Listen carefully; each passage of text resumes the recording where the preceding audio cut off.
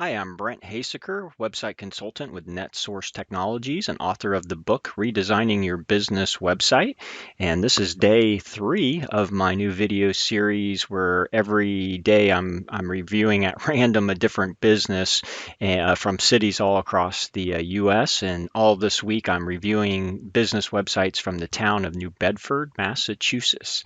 And today I am reviewing the website for New Bedford Antiques. And so this is their website here. And so obviously they're an antique store. And so here is their home page, um, which is not too bad. I don't like the fact that you've got white text on a photo background because it makes it a little bit difficult to actually read that. Kind of some of the things kind of get lost in the in all of everything that's going on with the photo. But it is good that they have a big photo of their store because with antiques, people are usually driving from all around. They'll travel some distance in order to go to an antique store for the finds that they might have. So you definitely want to have a picture that shows, hey, we're a pretty good sized store. We've got a lot of things in our inventory that you can come and check out. So I do like having a big photo on the home page, but I just think it could have been done a little better so that it's not as hard to read. Also, let's see here. You've got duplicates of the navigation here, which is fine, but it just kind of makes it a little too busy. But we can click to these different areas of the site. But first, let's go ahead and just stay on the home page and just continue to scroll down. One of the things that I wish in this particular photo, if you're going to have a big photo on the home page, maybe have it centered in a way where there's less of the ceiling when you first come to the page and you're viewing more of the rest of the actual, because I don't want to look at the ceiling when I come to the page. I want to look at what's actually in the room. So maybe cropping that photo a little bit more. Obviously, they want to keep this nice chandelier type of item here, but I think you can still bring that up a little bit and still keep that in the photo.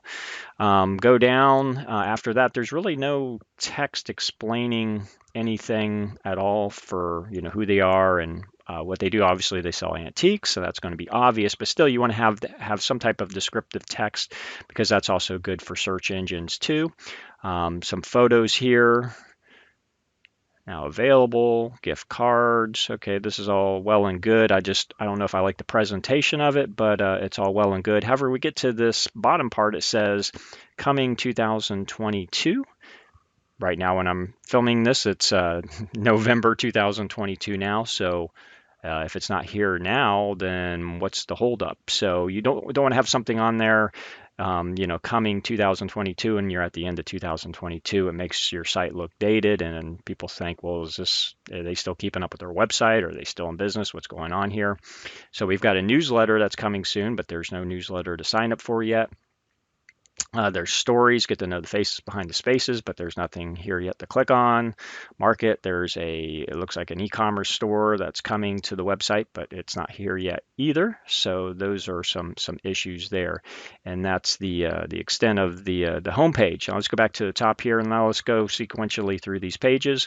Gallery, of course, is going to be the main page that anybody's going to want to go to when they come to this page. And what's interesting, I just mentioned you have these duplicates of the navigation down here for our story, movies, and visit. Our story, movies, and visit. But yet the main thing that people are going to want to see when they go to an antique store website is what do they have, right? They're going to want to go to the gallery, but that's the one link that's not duplicated here. You would just want this whole picture to be a link for the gallery. And so that's kind of weird that the main call to action that you would want on here to be people to be able to see what you have is not the featured link. So let's click on gallery. And here's an issue right here. We've got this big white page with hardly anything on it, with a stay tuned as we continue to update our site, more photos and videos coming your way soon. And then I think, oh, great, so there's nothing here. But really, if you scroll down, oh, there is more. So this message right here, stay tuned, should probably be put at the bottom of the page after the content that you do have on there so that they know, okay, more content is coming soon, instead of scaring them away and thinking there's nothing at all on the page. Now, one thing I do want to mention is there's a video here, which is fantastic to have a video. Let's turn the volume down on that. But again, we're looking at the ceiling again. I'm not sure why they want to show off the ceiling. Some focus issues there. So, but overall, it's got a nice panning around of the store.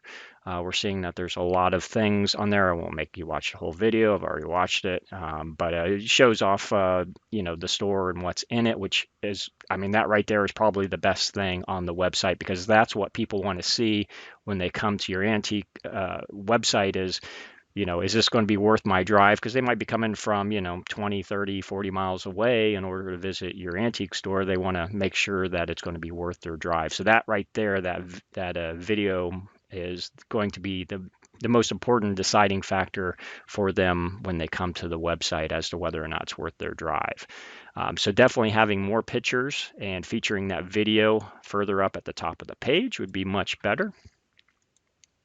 Our story, that's well and good, but again, we got coming soon, more coming soon stuff. Why is there so much coming soon? You just need to have the information that you're going to have on your website and not have coming soon. And again, coming 2021 right here. So they're actually 2 years behind on getting this store going. Visit us. All right, so got the map on there. That's all fine. They've got social media links, which is great. Like when I go to their Facebook page here, they've got over 3,000 likes, over 3,000 followers. That's great. And they've got fairly recent posts. It's November 9th as I record this now. October 30th was their last post. So they do need to have more, post on a more regular basis. At least, a couple times a week would be a lot better, but at least they've got fairly recent post. Also, what's interesting here, and this reminds me on this Facebook post here, we've had our own experiences with the film industry. A lot of Massachusetts produced films stopped by to acquire props here, so that's really quite cool. And I think I saw that somewhere. Oh yeah, it was under movies. That I don't know. I think I clicked on that link when we were going through the pages earlier. So apparently their things that have come from their store have been featured in a lot of movies. So that's really cool. So that would be something to capitalize more on instead of just having the pictures of the movie posters. Maybe actually make these blog posts, and maybe they already have Facebook entries for all of these. I don't know. I haven't scrolled through all of that.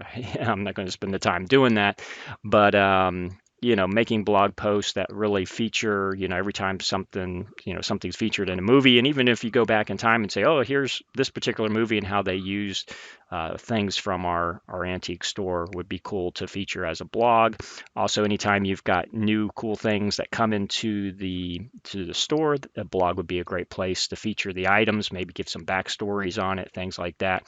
So having a running blog would be very cool for this site. Would be definitely a good addition to the site, and really get people more engaged with all that you have available.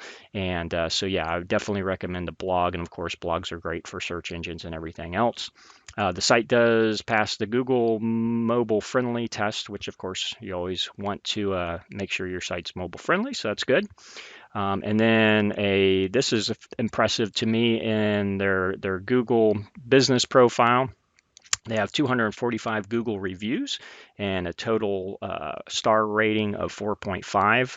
So great job there. That's always good to see.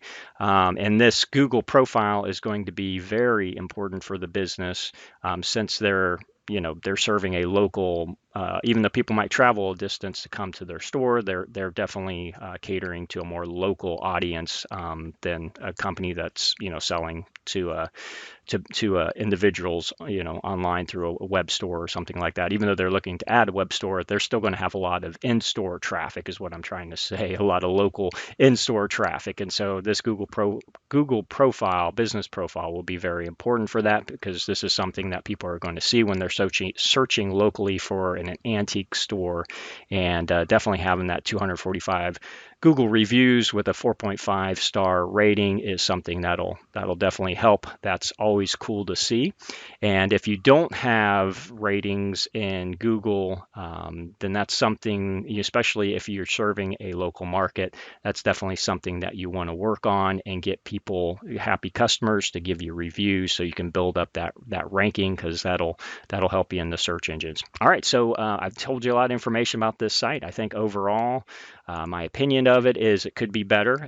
It's not terrible, but there's a lot of cool things that's going on. I think they've got an active social media, which is good. They've got a video on the page that features the store, which is really good. But they need more photos. I think they need a little bit better organization of the layout of the pages. I think they're a little rough, but I think overall, if I was a potential customer, I think some of the photos would intrigue me, the reviews would intrigue me, and the video would intrigue me. So those are definitely the highlights of the site. So anyway, hope that's helpful for you and in this review, and maybe it gives you some ideas for your website if you're a business owner and you have a website. If you'd like to speak with me about what my opinions of your website are and how we might be able to help you here at NetSource, just give me a call at 352-732-7700. Thanks.